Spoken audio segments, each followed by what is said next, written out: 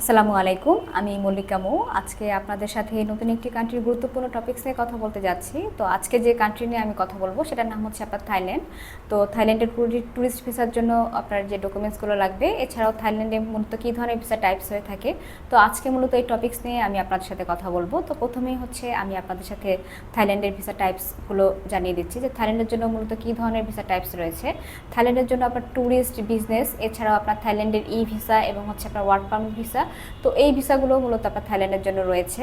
তো এই ভিসাগুলোর মাধ্যমে আপনার থাইল্যান্ডের জন্য অ্যাপ্লাই করতে পারবেন। তো এখন আসি যারা হচ্ছে আপনারা থাইল্যান্ডের ট্যুরিস্ট ভিসার জন্য অ্যাপ্লাই করবেন, তো তাদের মূলত কী ধরনের ডকুমেন্টস লাগবে, যেহেতু আমাদের ভিসা রিকোয়ারমেন্ট অনুযায়ী ডকুমেন্টসগুলো আলাদা আলাদা ধরনের হয়ে থাকে। তো সেক্ষেত্রে আপনারা যারা বাংলাদেশ থেকে জব প্রফেশনে আছেন কিংবা বিজনেস প্রফেশনে আছেন, তো তাদের মূলত আলাদা আলাদা ধরনের ডকুমেন্টস সাবমিট করতে হবে।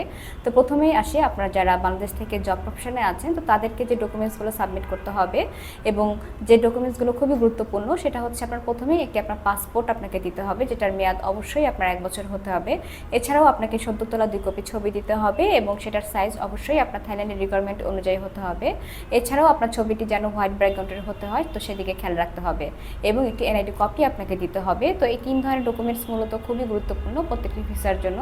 তো এখন আসি আপনার জব প্রফেশনে যারা আছেন, তো তাদেরকে যে জব রিলেটেড ডকুমেন্টসগুলো দিতে হবে তার মধ্যে একটি হচ্ছে আপনার এনওসি, যেটাকে আপনার নো অবজেকশন সার্টিফিকেট বলা হয়ে থাকে। এটা অবশ্যই আপনাকে অফিসিয়াল প্যাডে দিতে হবে। এছাড়াও হচ্ছে আপনাকে স্যালারি সার্টিফিকেট এবং ভিজিটিং কার্ড এবং আইডি কার্ড দিতে হবে।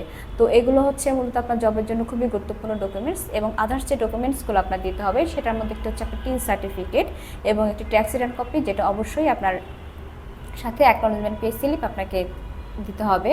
এছাড়াও আপনার ব্যাংক স্টেটমেন্ট দেখাতে হবে লাস্ট 6 মান্থের, আপনার সেভিংস অ্যাকাউন্টের আপনার, এবং সাথে অবশ্যই একটি সলভেন্সি সার্টিফিকেট আপনাকে দিতে হবে। তো এই ডকুমেন্টসের মাধ্যমে হচ্ছে আপনারা খুব ইজিলি থাইল্যান্ডের ভিসার জন্য অ্যাপ্লাই করতে পারবেন। তো এখন আসি যারা বিজনেস প্রফেশনে আছেন, তো তাদের মূলত কী ধরনের ডকুমেন্টস লাগবে।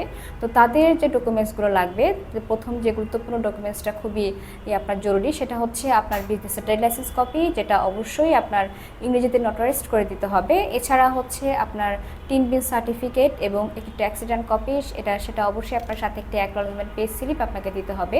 মানে আপনি যে ইয়ারলি ট্যাক্স পেড করছেন সেটার প্রুফ হিসাবে অ্যাকনলেজমেন্ট পে স্লিপ আপনাকে দিতে হবে। এছাড়াও আপনার ব্যাংক স্টেটমেন্ট দিতে হবে, কারেন্ট অ্যাকাউন্টের লাস্ট 6 মান্থের কপি সহ একটি সলভেন্সি সার্টিফিকেট।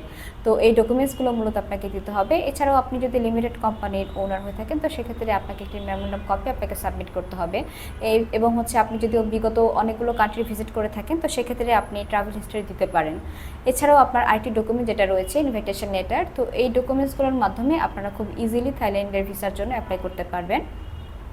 তো আমরা হচ্ছে মূলত আপনার এয়ার টিকিটিং, হোটেল বুকিং, এছাড়াও হচ্ছে আমরা student visa, tourist visa, business visa এবং কনফারেন্স ভিসা নিয়ে কাজ করে থাকি। তো যারা হচ্ছে আমাদের কাছ থেকে এই সার্ভিসগুলো নিতে যাচ্ছেন, তারা খুব দ্রুত আমাদের হটলাইন নাম্বার যোগাযোগ করতে পারেন। এছাড়াও আমাদের অফিসে এসে সরাসরি যোগাযোগের মাধ্যমে আপনার গুরুত্বপূর্ণ তথ্যগুলো জেনে নিতে পারেন।